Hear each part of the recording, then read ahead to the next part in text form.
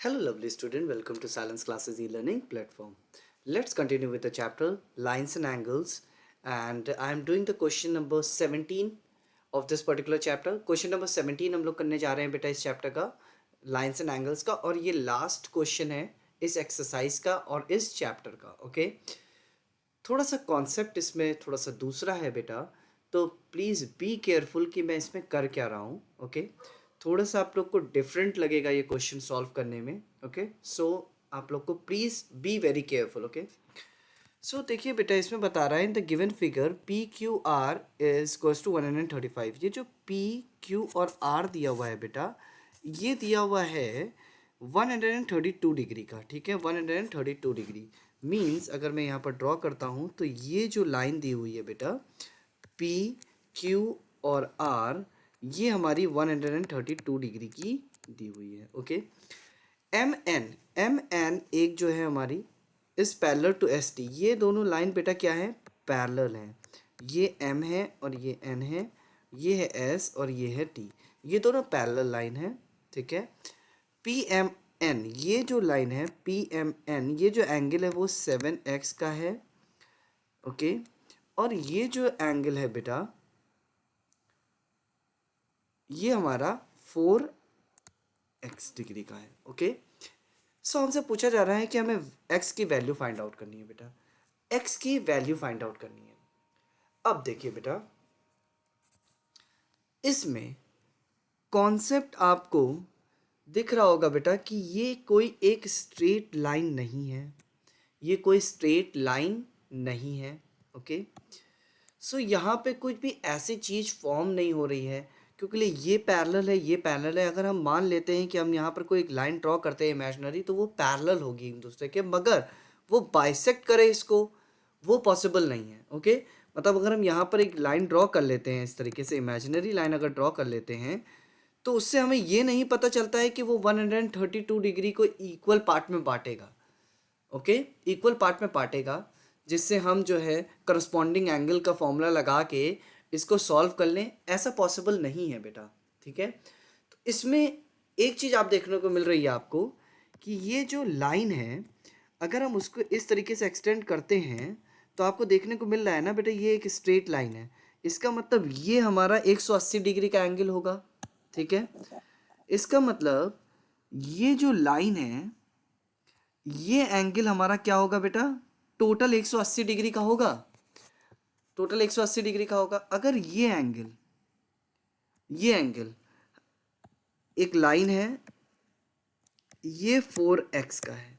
हमें पता है बेटा ये टोटल कितने डिग्री का होता है, 180 डिग्री का होता है. अगर हमको निकालना है कि ये लाइन, ये एंगल, ठीक है, इस लाइन का ये एंगल जो है वो कितने डिग्री का है. जैसे ये Q है, ये S है और ये R है और ये T है. मैं पूछूं Q, S और T ये कितने डिग्री का है, तो आप कह सकते हो सर कि 180 माइनस अगर हम 4x कर दें तो हमें पता चल जाएगा कि ये कितने डिग्री का होगा, क्योंकि हमें ये पता है कि ये 4x का है, ये 4x का है. ठीक है, जब ये 4x का है ये पूरा 180 का होता है. ठीक है ना, जैसे फॉर एन एग्जाम्पल बेटा ये पूरा 180 का होता है. ठीक है, अगर ये एंगल 40 डिग्री का है, ये एंगल 40 डिग्री का है, इसका मतलब ये एंगल 180 माइनस 40 होगा ना.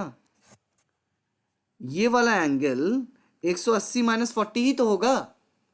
वैसे ही अगर ये 4x है तो ये 180 माइनस 4x होगा.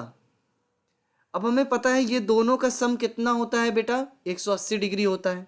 तो हम इसको लिख सकते हैं 180 माइनस का 4x प्लस, इन दोनों को अगर प्लस करेंगे यानी इन दोनों को, ये एक इक्वेशन है बेटा, प्लस कितना है बेटा 4x है.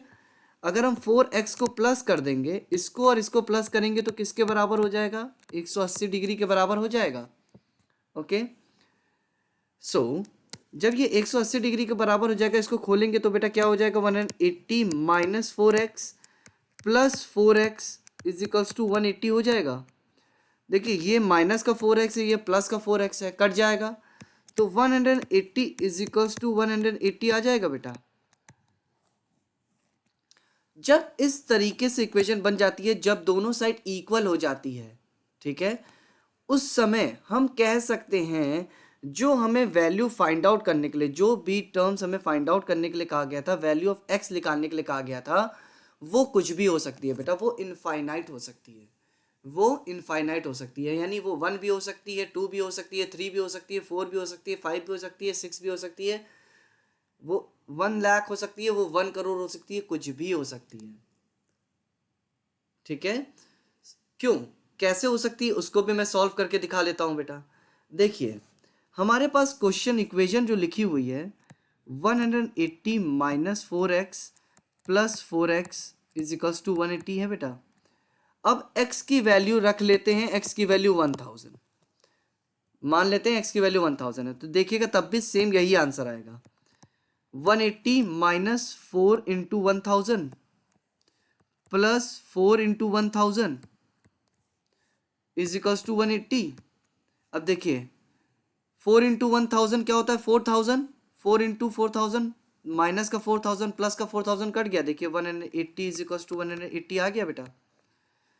तो x की कोई भी स्पेसिफिक वैल्यू नहीं हो सकती है, x की कोई भी स्पेसिफिक वैल्यू नहीं हो सकती है इसमें, ठीक है। सो इसमें हम लिख सकते हैं 180 is equals to 180, the equation is equal, so we can say x can be any number for this equation। इस इक्वेशन के लिए x कोई भी नंबर हो सकता है, x कोई भी नंबर हो सकता है, ठीक है। इस तरीके से ही ये प्रॉब्लम सॉल्व हो सकती है बेटा, और कोई अदर वे नहीं है इस क्वेश्चन को करने का, ठीक है। कई जगह पे मैंने देखा है कि इसको बता दिया जाता है कि angle P M P Q और आर, पी क्यू और टी एस और आर, ये दोनों को क्या मान ले रहे हैं बेटा, करस्पॉन्डिंग एंगल मान ले रहे हैं। मगर ऐसा पॉसिबल नहीं है, क्योंकि ये पैरेलल लाइन नहीं है, पी क्यू और आर यानी पी क्यू पैरेलल नहीं है, ठीक है बेटा। ये और ये एंगल जब इक्वल होते हैं, जब ये एंगल और ये एंगल यानी करस्पॉन्डिंग एंगल जब इक्वल होते हैं, जब लाइन पैरेलल होती है, जब लाइन पैरेलल होती है। मगर ये पैरेलल लाइन नहीं है बेटा, देखिए ये कहीं पैरेलल दिख रही है आपको, ये पैरेलल है क्या इसके, नहीं, ये आगे जाके इंटरसेक्ट करेगी एक दूसरे को। अगर हम एक्सटेंड करेंगे तो ये एक दूसरे को एक्सटेंड करेगी, और एक्सटेंड करते ही इंटरसेक्ट कर देगी, और इंटरसेक्ट करते ही करस्पॉन्डिंग एंगल कभी भी इक्वल नहीं होते हैं। तो कहीं पर इस तरीके से क्वेश्चन को सॉल्व किया गया है बेटा, जो कि बिल्कुल गलत है, ओके। सही कॉन्सेप्ट ये है कि बेटा इसमें x की वैल्यू इट्स इनफाइनाइट, कोई भी वैल्यू पुट करेंगे इक्वेशन सॉल्व हो जाएगी, चाहे वो आप माइनस में लेके सॉल्व करें, चाहे वो प्लस में लेके सॉल्व करें, ओके। आई होप आप लोग को समझ में आ गया होगा बेटा। So have a wonderful day hey guys, take care, bye bye, and if you like my video please do like and subscribe and please share this video with your friends, okay, so क्योंकि उनको भी concept clear होना ज़रूरी है। Bye bye, take care.